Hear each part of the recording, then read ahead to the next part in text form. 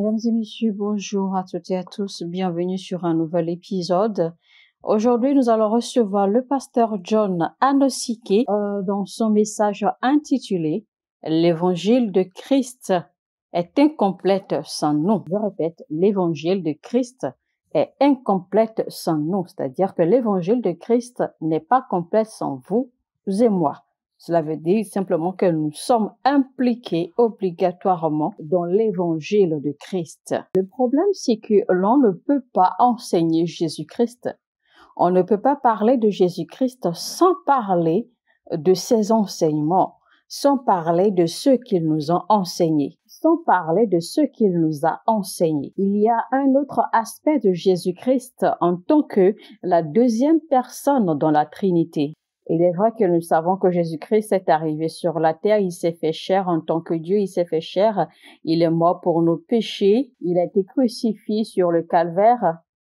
Nous savons également que par ses meurtrissures, nous sommes guéris. Et donc, gloire à Dieu vraiment pour toutes ces œuvres qu'il a faites sur la croix du calvaire. Alors, si tu me parles de Jésus-Christ, alors parle-moi également de cet aspect de Jésus-Christ, cet aspect selon lequel il m'a adopté en tant que frère. Je suis également ouvrier au même titre que Jésus-Christ, car souvenez-vous, il est dit dans 1 Corinthiens 3, verset 9, « Car nous sommes ouvriers avec Dieu. Vous êtes le champ de Dieu, l'édifice de Dieu. » Donc, en me parlant de Jésus-Christ, il faut également me parler de ce qu'il nous a enseigné. Il faut également me parler de cet aspect selon lequel il m'a adopté comme frère. Il faut me parler de cet aspect selon lequel je suis ouvrier au même titre que lui dans la maison de Dieu. Et ce qui veut dire que, nous sommes partenaires, nous partageons les responsabilités concernant le royaume de Dieu. Nous travaillons ensemble, nous travaillons main dans main.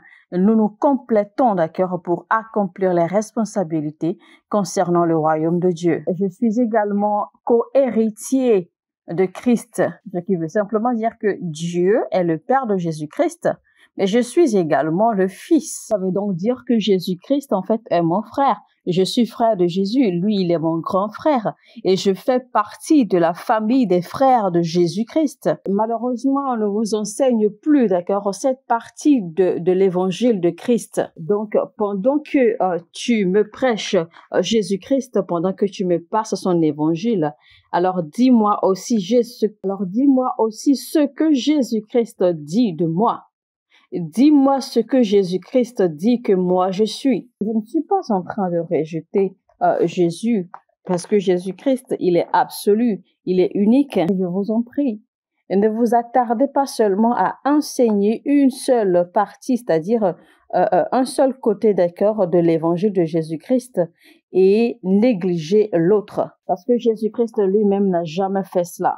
Selon l'ordre de Matthieu 16, 24, Jésus-Christ m'a dit, où Jésus-Christ nous a dit que nous porterons notre propre croix. Nous allons porter notre propre croix et suivre ses pas. En d'autres termes, il a été crucifié sur cette croix et il a fait tuer sa chair. Donc Jésus-Christ espère de moi, il attend de moi que moi aussi, il attend de moi que je prenne également ma croix et que je me dirige directement à mon Golgotha et y déposer ma chair, c'est-à-dire me rendre à mon Golgotha et y meurtrir ma chair. Donc, quand tu me parles de Jésus-Christ, quand tu prêches Jésus-Christ, prêche-moi aussi ce que Jésus-Christ dit de moi. Selon l'ordre de Jean 14, verset 12, Jésus-Christ dit de moi que de plus grandes choses je ferai, que j'accomplirai de plus grandes œuvres. Alors, quand tu me prêches l'évangile de Christ, parle-moi ou prêche-moi également, fais-moi comprendre également que je fais partie de cet évangile. L'évangile de Christ n'est pas complète sans vous. L'évangile de Christ n'est pas complète sans toi. Vous avez un rôle à jouer dans l'évangile de Christ. Alors, je m'en vais vous le prouver rapidement. Il y a plusieurs écritures, plusieurs versets qui prouvent cela, mais je vais seulement nous donner un verset. Selon l'ordre de Jean 20, verset 21, il dit « Comme le Père m'a envoyé, moi aussi je vous envoie. » Alors, prédicateurs, vous enseignants, Je vous invite donc, quand vous parlez de l'évangile de Christ, faites comprendre aux gens qu'ils font partie de ceux qui constituent l'évangile de Christ. C'est pour cela que Jésus-Christ nous appelle son corps. Selon l'ordre de 1 Corinthiens 12, 27, Jésus-Christ a dit que nous sommes le corps. C'est toi seul qui te vois comme un homme. Sinon, Jésus-Christ a dit que tu es son corps. Car la Bible dit dans Éphésiens 5, 30, nous sommes les membres de son corps. Nous sommes les os de ses os.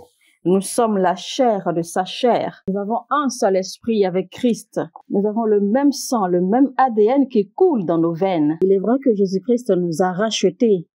Oui, mais après cette rédemption, il nous a recréés. Il nous a reformés. Nous sommes engendrés de la parole de Dieu, engendrés de la vérité de Dieu. Selon l'ordre de 1 Pierre 1, 23, et nous avons été régénérés. Non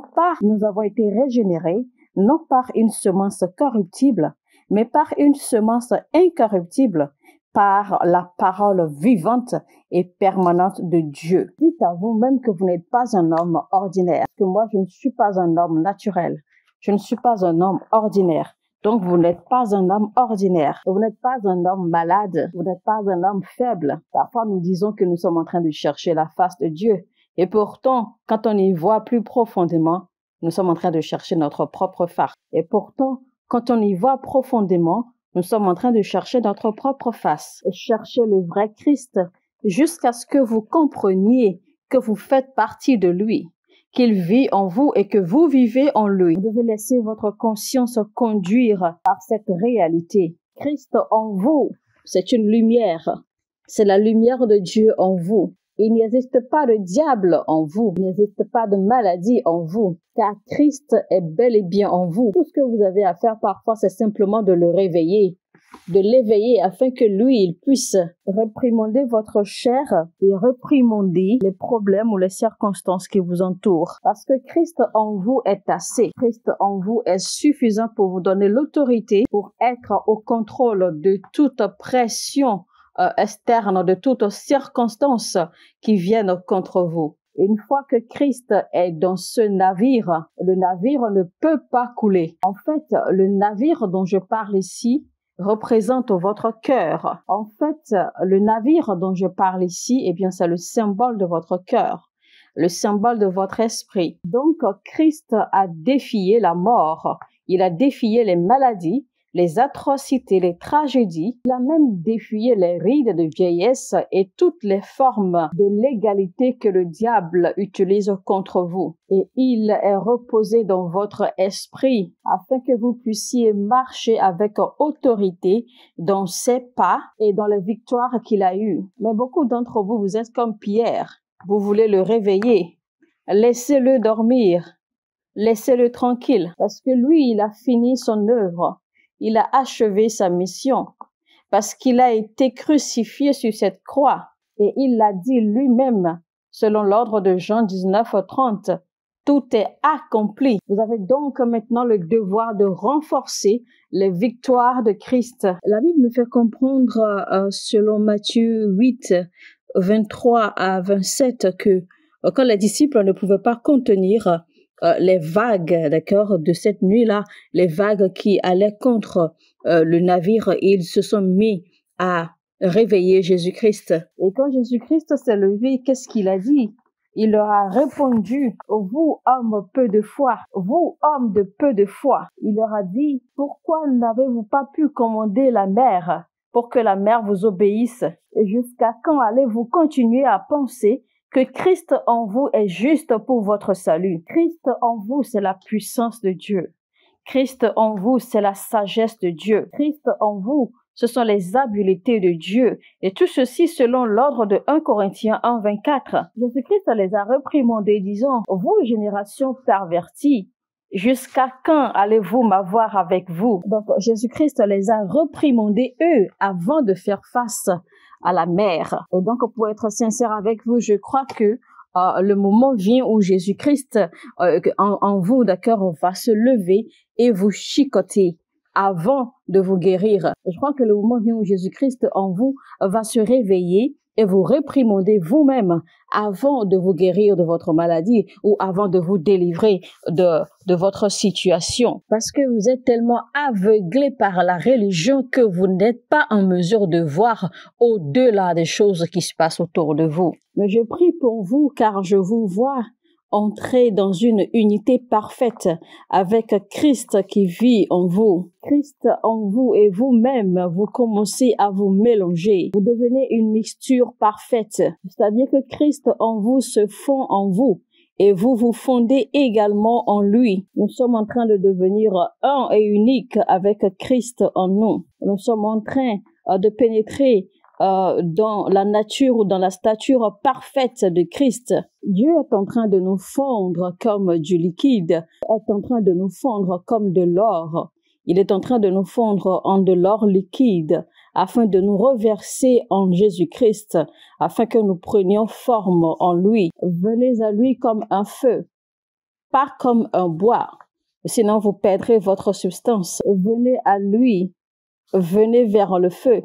Pas comme de la terre, pas comme de la paille, parce que vous serez consumés par le feu. Mais venez à lui comme de l'or. Il vous fondra en liquide et va vous renverser ou vous reverser en Christ. Et en Christ, vous reprendrez votre forme originale jusqu'à ce que nous allions à lui en tant que de l'or, jusqu'à ce que nous le recevions comme du feu. Il y a des dimensions de sa gloire que nous ne pourrons jamais accomplir. En d'autres termes, il y a des dimensions de sa gloire que nous ne pourrons jamais obtenir.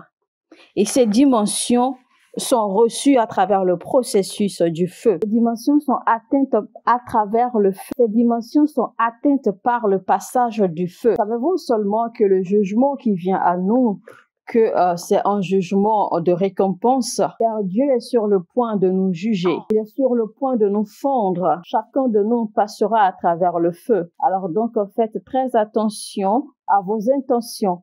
Faites attention à vos actions, parce que la gloire de Dieu a été alignée. Les images, les représentations, ou les statues ou les personnalités de Christ dans les règnes ou dans les dimensions spirituelles attendent la manifestation des hommes qui sont comme de l'or et qui sont prêts à passer par le feu. Parce que Dieu vous fera fondre afin de vous reverser pour vous aligner aux différentes dimensions de la nature même de Dieu.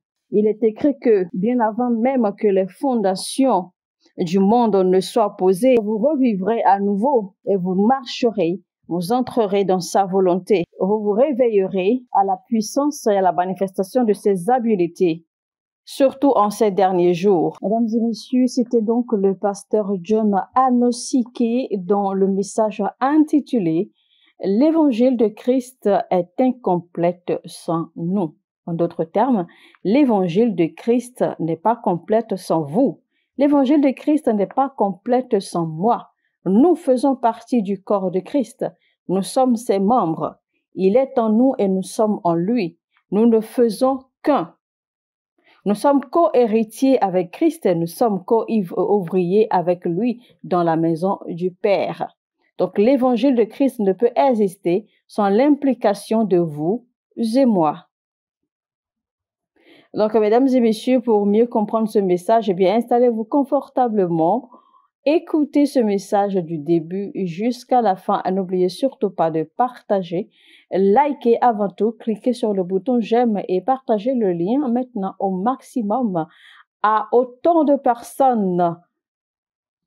Devenez donc les anges de l'évangélisation et que Dieu vous bénisse chez vous. Shalom, shalom. Mon heure a sonné. Et votre heure a sonné.